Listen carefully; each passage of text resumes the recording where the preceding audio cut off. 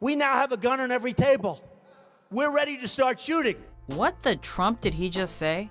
Welcome to WatchMojo.com, and today we're counting down our picks for another top 10 crazy Donald Trump moments. You're a nightmare, Mr. Trump. For this list, we're looking at some of the most cringeworthy, offensive, and downright ignorant moments in Trump's headline-topping presidential campaign. Trump has been repeatedly accused of stoking racial fears. If you think we've missed something, be sure to check out our original video on the top 10 crazy Donald Trump moments. For the record, we're not saying he's crazy, but we understand why people think he is, or at least that he's had his share of ridiculous or outrageous moments. You are the single biggest liar. You probably are worse than Jeb Bush.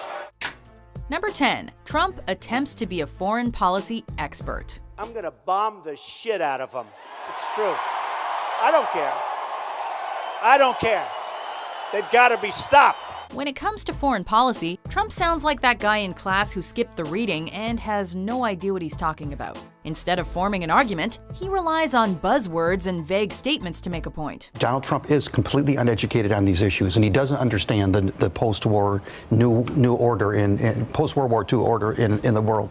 When all else fails, he goes back to his multi-million-dollar real estate deals that have allegedly given him all the preparation needed to take out ISIS, optimize trading policies, and ensure peace in Israel. I just sold an apartment for $15 million to somebody from China. When it comes down to it, building hotels in Mexico has just about as much to do with foreign policy as it has to do with hairstyling, and Trump seems to know very little about either. I don't wear a toupee. It's my hair. I swear. Number 9. Trump doesn't get libel. A book once suggested that Trump might be worth a mere $150 to $250 million, which Trump protested by suing the writer for $5 billion. When things don't go Trump's way, his first reaction tends to be a lawsuit. But with me, we fight back. I'll probably sue Rosie because she doesn't tell the facts. Thanks to freedom of speech, however, his favorite way of expressing hurt feelings doesn't hold water. And publications are free to report on his controversial actions, for now.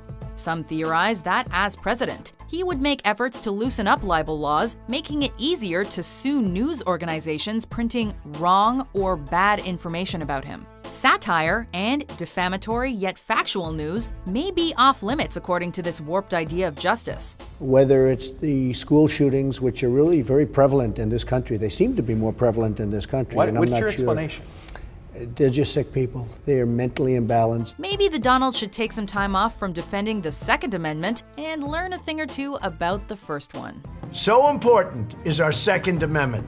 The politicians are chipping away at it day by day. Number 8. Trump suggests banning Muslims from entering the U.S. Donald J. Trump is calling for a total and complete shutdown of Muslims entering the United States until our country's representatives can figure out what the hell is going on. This is where it gets really, really bad. A lot of Trump's success on the campaign trail can be attributed to his ability to spread fear and hysteria among followers. I watched in Jersey City, New Jersey, where thousands and thousands of people were cheering as that building was coming down. He took this to a whole new level when he suggested banning all Muslims from entering the U.S. He then defended his statement by saying his Muslim friends support the plan. And I have many, many friends who are Muslim, and they're great people, and they actually, some of them, not all of them, I will tell you, some of them aren't so thrilled with what I said, but many of them called me and they said, you know, Donald, you're right, we have a problem. The overwhelming majority of Muslims condemn extremist views, and his plan doesn't have any concrete strategy outlined to stop terrorism. But all that seems to matter to Trump is that his name is the first thing you read in the news every morning. But Jimmy, there's something happening out there. There's hatred. You look at what's going on. Look at Paris and look at look what happened in Los Angeles just recently. Number 7. Trump states terrorists' families should be killed. You have to take out their families. When you get these terrorists, you have to take out their families. Trump has already shown himself to be a fearmonger that doesn't seem to understand the first thing about foreign policy. including violating the tenets of the Geneva Convention by claiming that taking out terrorists' families is an effective and permissible way to defeat ISIS. They then came to me, what do you think of whatever? I said, it's fine. And if we want to go stronger, I'd go stronger too. Trump never misses an opportunity to throw out a buzzword. And he rationalized his sentiments by suggesting that political correctness is to blame. We can't worry about being politically correct. We just can't afford anymore to be so politically correct. The notion that he's the only candidate suggesting these policies because no one else condones murdering law-abiding citizens doesn't seem to have crossed his mind. And what would you do in those cities where there are people who we are trying to help, who ISIS is essentially holding hostage? You have to go in. First of all, when you take away their money, when you take away their wealth, that'll very much weaken, and it'll happen fairly fast. Number 6. Trump fails to disavow former KKK Grand Wizard in CNN interview. I don't know anything about David Duke, okay? I don't know anything about what you're even talking about with white supremacy or white supremacists. So I don't know. When a former KKK Grand Wizard endorses your candidacy, you generally don't accept his or her support. That just goes without saying.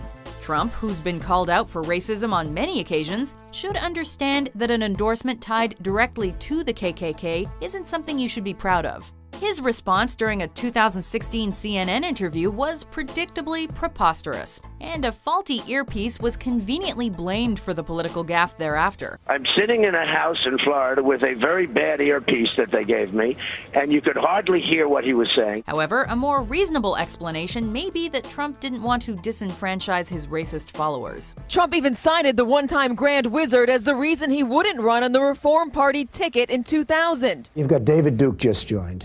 A bigot, a racist, a problem. Number 5. Trump makes incest-like remarks about daughter. Donald is very happy with his lovely wife, insert name here. Let's take a break from the outrageously offensive and look at a moment that was just downright creepy.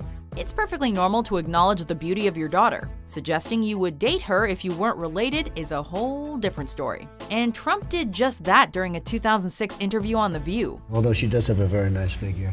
I've said that if Ivanka weren't my daughter, perhaps I'd be dating her. You know. This was back during a time when Trump's opinions were less controversial and more amusing. The Donald was unapologetic as ever and left us asking the ever-popular question, did Trump just say that? Yes, he did. And it wasn't the first time he'd make those kind of remarks, as demonstrated by this clip from The Daily Show featuring an interview Trump did in the 90s, in which he made reference to the legs and potential breasts of his then-baby daughter with then-wife Marla Maples. She's got Marla's legs. We don't know whether or not she's got this part yet. Number 4. Trump has love-hate relationship with Megyn Kelly. You've called women you don't like fat pigs, dogs, slobs, and disgusting animals. Your Twitter account Only Rosie O'Donnell. Trump is no fan of Fox News, and there's one journalist in particular that he absolutely hates. Your Twitter account has several disparaging comments about women's looks. You once told a contestant on Celebrity Apprentice it would be a pretty picture to see her on her knees. After being allegedly targeted by moderator Megyn Kelly during a GOP debate, Trump insinuated that Megyn's menstrual cycle was to blame for her temperament. You know, you could see there was blood coming out of her eyes. Blood coming out of her wherever. A string of angry tweets and statements followed, and their ongoing feud prompted Trump's decision to boycott a Fox debate. You have to stick up for your rights. You can't let people do that to you. This seems to demonstrate that Donald has focused a ton of time and energy on his feud with Kelly instead of other presidential candidates, suggesting that being the bigger person isn't a part of his political strategy. It's been sort of a surreal 6 months because, you know, we never anticipated that anybody would react to the questions in that particular way. Number 3, Trump suggests that he has a big member. That's right. Donald Trump just talked about his dick during a presidential debate. A dick which I presume looks like a Cheeto with a cheese dust rubbed on. Political debates are a great platform to discuss your qualifications for office. These could include what foreign policy experience you have, how well you can perform under pressure, and how big your Lyndon B. Johnson is. And he referred to my hands. If they're small, something else must be small. I guarantee you there's no problem. I guarantee. Trump focused on the latter during one debate, alleging that political opponent Marco Rubio's attacks on his hand size were also an attack on something else down below the border. That's why I don't understand why his hands are the size of someone who's 5'2". Have you seen his hands? They're like this. And you know what they say about men with small hands? It does make one wonder if he's overcompensating, though. And perhaps it's only a matter of time before the people demand answers. You're running for president of the United States. Excuse me. I didn't start it. Okay, I didn't start it. But sir, with all due respect, that's the argument of a 5-year-old. I didn't start it. Number 2, Trump kicks people out of his rallies.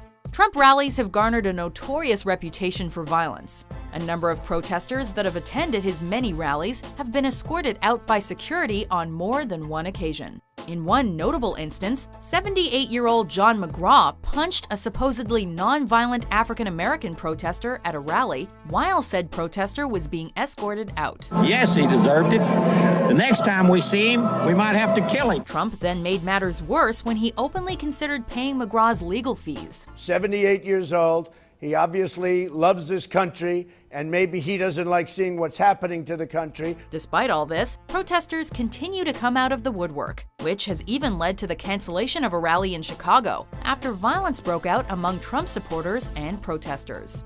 Before we unveil our number 1 pick, here are some honorable, or in this case dishonorable, mentions. You know, I could say, they'd say you don't cure, as an example, child molester. You don't cure these people. You don't cure a child molester.